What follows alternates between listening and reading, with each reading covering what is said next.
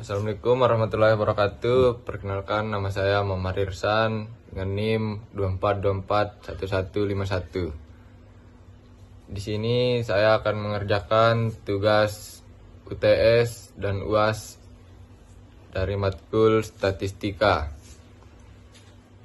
Kita mulai ke soal UTS. Nomor 1, jelaskan statistik berperan dalam hal apa saja dalam sebuah penelitian. Jawabannya, peran statistik dalam penelitian. Statistik berperan penting dalam penelitian, terutama untuk 1. Mengumpulkan data. Statistik membantu penelitian menentukan jenis data yang dibutuhkan, jumlah sampel, dan teknik pengumpulan data yang sesuai. 2. Mengolah data. Data yang telah dikumpulkan dapat diolah agar lebih teratur dan mudah dipahami. Dan teknik pengumpulan data yang sesuai. Yang ketiga, menganalisis data. Statistik digunakan untuk melihat hubungan, perbedaan, pengaruh, atau kecerdasan dari data penelitian. Yang keempat, membantu pengambilan keputusan.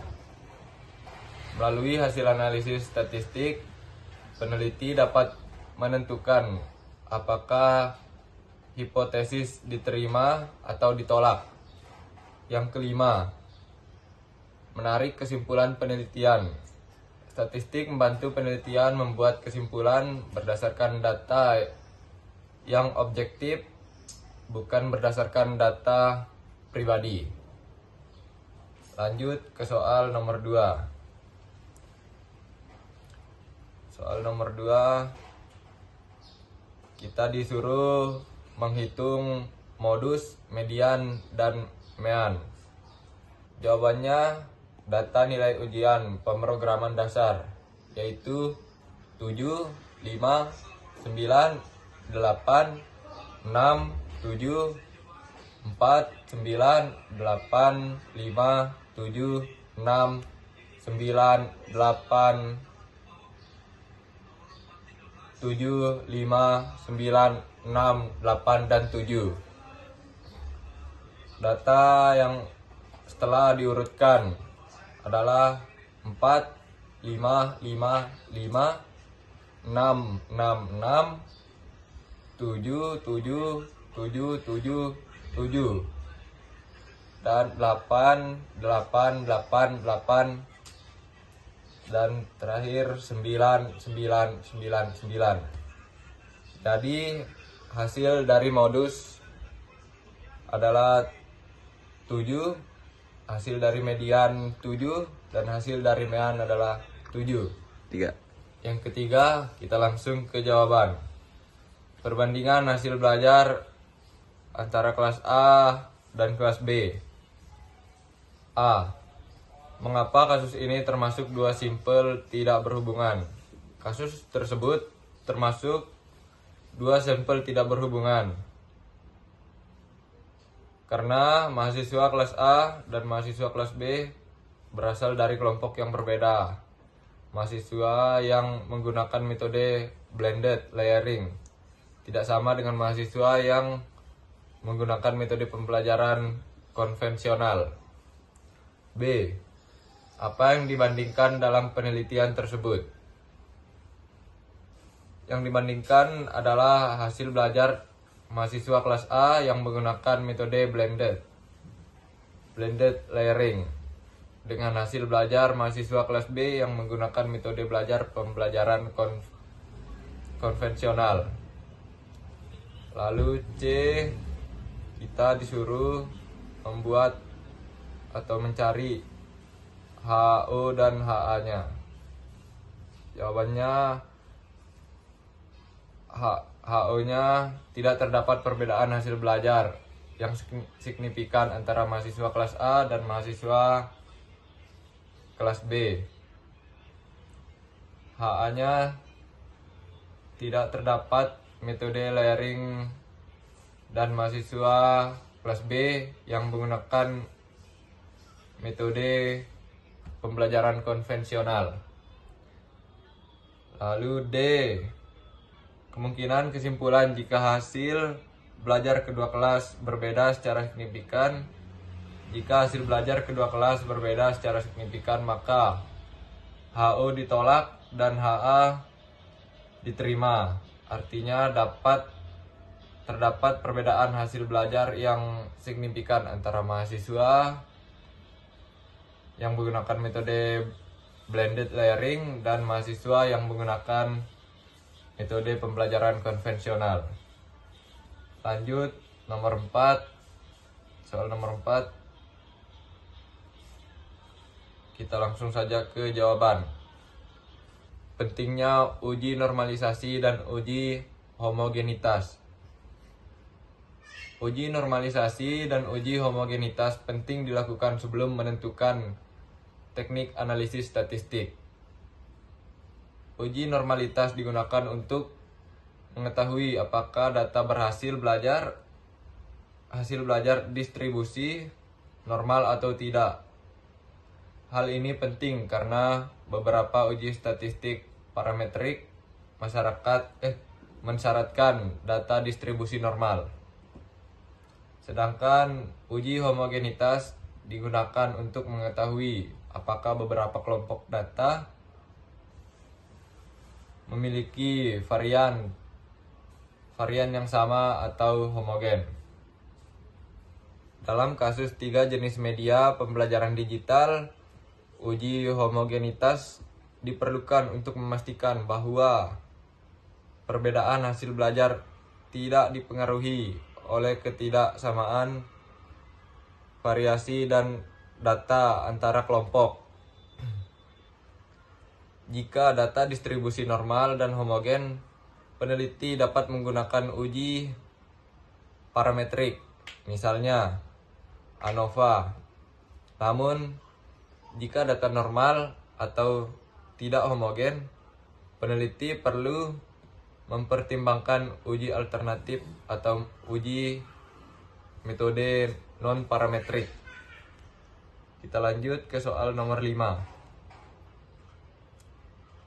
Interpretasi uji normalitas Shapiro-Wilk.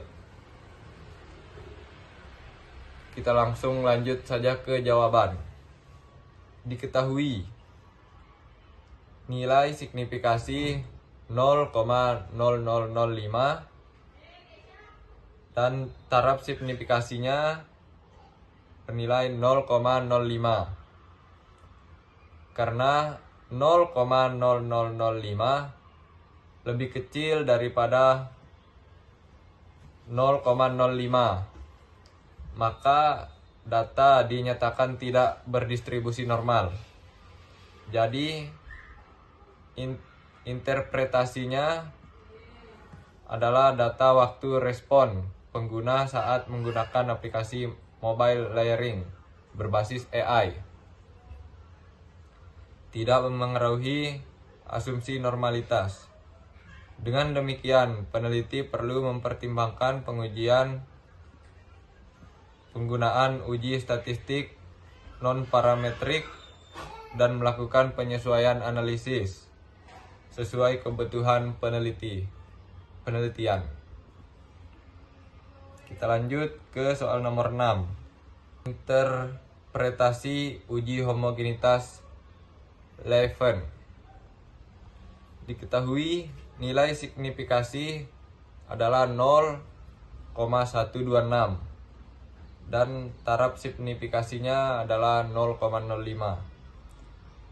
Karena 0,126 lebih besar daripada 0,05, maka data dinyatakan homogen. Jadi interpretasinya adalah tingkat keberhasilan mahasiswa dalam menyelesaikan simulasi jaringan komputer pada 3 platform virtual lab memiliki variasi yang sama atau homogen. Artinya, data memenuhi asumsi homogenitas sehingga peneliti dapat melakukan atau melanjutkan ke analisis statistik parametrik yang mensyaratkan varians antara kelompok homogen. Ya, kita lanjut ke soal UAS. Pertanyaannya, karena soal meminta menggunakan SPSS untuk mengetahui distribusi data, maka yang dilakukan adalah uji normalitas. Jika sig lebih besar dari 0,05, maka data distribusi normal hingga H0 diterima. Jika nilai sig lebih kecil dari 0,05, maka data tidak distribusi normal hingga H0 ditolak. Lanjut ke nomor 2. Diketahui sampel t-test SPSS menunjukkan nilai sig sebesar 0,100. Karena sig lebih besar dari 0,05, maka H0 diterima dan HA ditolak. Artinya, rata-rata mahasiswa PTI menyelesaikan kuis pemrograman setelah menggunakan modul interaktif tidak berbeda dengan 7 menit. Kita lanjut ke soal nomor 3. Hipotesis penelitian adalah H0 tidak terdapat pengaruh penggunaan modul pembelajaran interaktif terhadap nilai praktik jaringan komputer mahasiswa. HA terdapat pengaruh penggunaan modul pembelajaran interaktif terhadap nilai praktik jaringan komputer mahasiswa PTI. Lanjut ke B. Uji hipotesis yang digunakan. Uji Paired Simple T-Test karena membandingkan nilai sebelum dan sesudah pada kelompok yang sama. Kemudian C. Menguji menggunakan SPSS adalah memasukkan data nilai sebelum dan sesudah ke SPSS. Lanjut D. Hasil pengujian berdasarkan data hasil setelah menggunakan modul interaktif lebih tinggi dibandingkan sebelum menggunakan modul. Lalu kesimpulannya, penggunaan modul pembelajaran interaktif meningkatkan nilai praktik jaringan komputer mahasiswa PTIE. Lanjut kita ke soal nomor 4. Hipotesis penelitian. H0 terdapat hubungan antara waktu akses LMS dengan uji nilai mahasiswa PTI. Lalu HA terdapat hubungan antara waktu akses LMS dengan nilai ujian mahasiswa PTI. B. Uji hipotesis yang digunakan.